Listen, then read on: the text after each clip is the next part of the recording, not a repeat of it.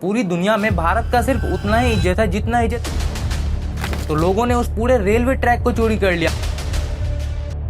और बात सिर्फ यहीं तक सीमित नहीं है, अभी रिसेंटली बिहार के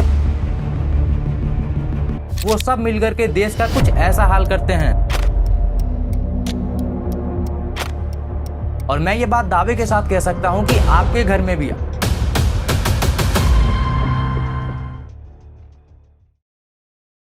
अभी कुछ टाइम पहले मैंने एक न्यूज पढ़ा एंड मुझे पता चला कि India become the 4th largest economy in the whole world. मैंने सोचा टैक्स पेयर का पैसा कहीं तो काम आ रहा है, और फिर मेरे सामने ये वाली वीडियो आती है। Hello from China. Let me show you the United States products in my home. Nothing. Do you have something from China in your home?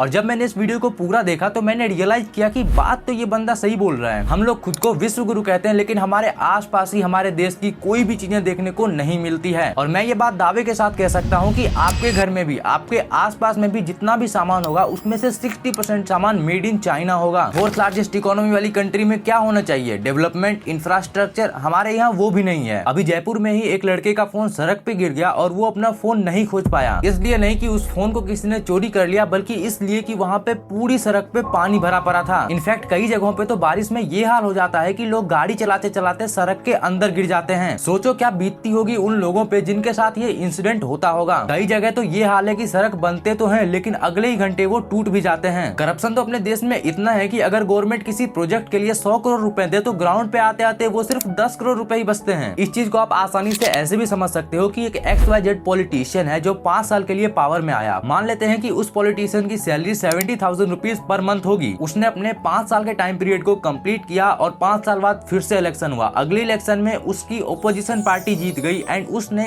इस वाले पॉलिटिशियन के ऊपर रेड करवा दिया। और रेड में पता चलता है कि फॉर्मर पॉलिटिशियन के पास तो 500 करोड़ की टोटल प्रॉपर्टी थी। लेकिन कैसे 70,000 पर मंथ पे अगर किसी ने 5 साल काम किया है तो उसकी जो टोटल वर्थ निकल करके आ रही है वो है 42 लाख। ये 500 करोड़ की प्रॉपर्टी कैसे जनरेट हो गई? और इस करप्शन में सिर्फ पॉलिटिशियंस ही नहीं बल्कि हर एक टाइप के लोग इन्वॉल्व होते हैं। सबका अपना अपना हिस्सा डिसाइड होता है, किसी का 50%, किसी का 20%, किसी का 10% और किसी का 5%। और इन सारे करप्शन के बाद अगर रोड बन भी जाती है तो वहाँ के लोग उसे कुरेद कुरेद के निकालते हैं और बोरे में, गमले में, साइकिल पे भर भर के लोग अपने घर ले जाते हैं। यार ये लोगों की किस प्रकार की माइंडसेट है? और बात सिर्फ यहीं तक सीमित नहीं है। अभी रिसेंटली बिहार के पटना में एक डबल डेकर का फ्लाईओवर बना है। लोग उस फ्लाईओवर का नट और बोल्ट तक चुरा ले रहे हैं। और ये सिर्फ इकलौता बिहार का ये हाल नहीं है। अभी कुछ टाइम पहले चेन्नई में ट्रैक्स को ठीक करने के लिए एक पॉइंट मशीन लगाया गया। लोगों ने उस पॉइंट मशीन के नट बोल्ट चुरा लिए। अब इस चीज के मामले में महाराष्ट्र भी ज्यादा पीछे नहीं है। अभी कुछ टाइम पहले मार्च की घटना है, महाराष्ट्र के ही जालना में काफी टाइम से एक ट्रैक अबेंडेंट पड़ी हुई थी। अब लोगों ने सोचा अबेंडेंट पड़ी हुई है तो इसका क्या काम, चलो इसको भी चोरी कर लेते हैं। तो लोगों ने उस पूरे रेलवे ट्रैक को चोरी कर लिया। उसकी टोटल कॉस्ट 8 लाख के आसपास बताई जा रही थी। अब इस चीज से मेरा ये तात्पर्य बिल्कुल भी नहीं है कि पूरा भारत खराब है या फिर पूरा महाराष्ट्र खराब है, पूरा बिहार खराब है। लेकिन हाँ,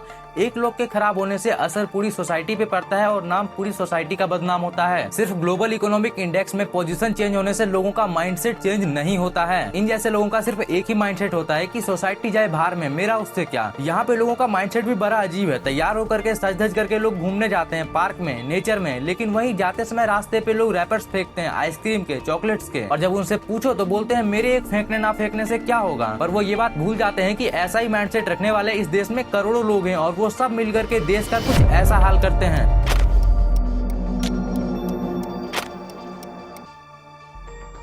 अब फॉरेन में ना लोग एक गेम खेलते हैं। वो लोग क्या करते हैं, गूगल मैप ऑन करके सैटेलाइट मोड ऑन करते हैं और इंडिया के मैप पे आते हैं। और वो लोग किसी भी रैंडम जगह पे क्लिक करते रहते हैं और कचरा खोजते रहते हैं। एंड तुम्हें पता है वो गेम सिर्फ 10 से 15 सेकंड में खत्म हो जाता है, क्योंकि वो लोग जहाँ पे भी स्ट्रीट व्यू ऑन करते हैं वहाँ पे उन्हें कचरा देखने को आसानी से मिल जाता है। और ये है अपना देश India, the 4th largest economy in the whole world. ऐसे में अगर हम लोग वर्ल्ड की फर्स्ट इकोनॉमी भी बन गए ना तो हमारी इज्जत पूरे वर्ल्ड में वैसी ही रहेगी जैसे अभी है। हमें लोग पजीत कह करके ही बुलाएंगे। शायद ये बात आप लोगों को बुरी लग सकती है। पूरी दुनिया में भारत का सिर्फ उतना ही इज्जत है जितना इज्जत हम लोग बिहार का करते हैं। यहाँ तक कि आर्ग्यूमेंट में भी हम लोग सिर्फ फालतू की बातें करते हैं। हमारा इतिहास सबसे पुराना है, हमारे यहाँ 56 भोग है, हम लार्जेस्ट डेमोक्रेसी है, हमारे पास वर्ल्ड की सबसे बड़ी पॉपुलेशन है। लेकिन काम की चीजों में इंडिया आज भी उतना ही पीछे है जितना पीछे ट्रेन के एक्स लिखा रहता है। इनोवेशन में हम लोग 39th रैंक पे आते हैं। पासपोर्ट हमारा 85th नंबर पे जा चुका है। ग्लोबल हैप्पीनेस इंडेक्स में हम लोग 126 रैंक पे आते हैं। पूरी दुनिया से हमारे रिश्ते खराब हो चुके हैं और फिर भी हम लोग एक वहम में जी रहे हैं कि भाई इंडिया का तो डोमिनेंस है। किस पे? बांग्लादेश पे हम लोग ना खुद को चाइना से कंपेयर करते हैं। भाई एक रियलिटी बताऊं, चाइना हम लोगों को कंपटीशन मानता ही नहीं है। चाइना ना फाउंडेशन ऑफ फ्यूचर रख चुका है और हम लोग अभी भी सिविक सेंस सीख रहे हैं। एक टाइम था जब इंडिया और चाइना दोनों की जीडीपी बराबर हुआ करती थी और आज देखो चाइना कहाँ है और इंडिया कहाँ रह गया। और हम लोगों का लेवल तो सबसे ज्यादा यहाँ पे गिर जाता है जब हम लोग अपने देश के सबसे पॉपुलर स्पोर्ट क्रिकेट की जर्सी पे एक सट्टेबाजी ऐप का लोगो देखते हैं और इसी लोगो के साथ हम लोग ग्लोबली क्रिकेट को रिप्रेजेंट भी करते हैं इंडिया की तरफ से। जहाँ पे साउथ अफ्रीका जैसी कंट्री क्रिकेट के थ्रू पूरे वर्ल्ड में ब्रेस्ट कैंसर से अवेयरनेस प्रमोट कर रही है, वहाँ पे हम लोग सट्टा प्रमोट कर रहे हैं। और ये जितनी भी चीजें मैंने आपको इस वीडियो में बताई है, ये सारी चीजें एक्चुअल में अपनी कंट्री को ग्लोबल लेवल पे रिप्रेजेंट करते हैं और इसमें चेंजेस कभी भी एक दिन में नहीं हो सकता है और ना ही एक इंसान के चाहने से। मैं आशा करता हूँ कि इस वीडियो को देखने के बाद आप में से हर एक व्यक्ति खुद को बेहतर बनाने के लिए पूरी कोशिश करेगा, क्योंकि अगर आप बेहतर बनिएगा तो ये समाज बेहतर बनेगा, ये देश बेहतर बनेगा, यहाँ की सरकारें बेहतर बनेंगी और तब जाकर के हम लोग ये कह सकते हैं कि हम एक विश्व गुरु हैं। इस वीडियो पे अपना कीमती समय देने के लिए आपका बहुत बहुत धन्यवाद।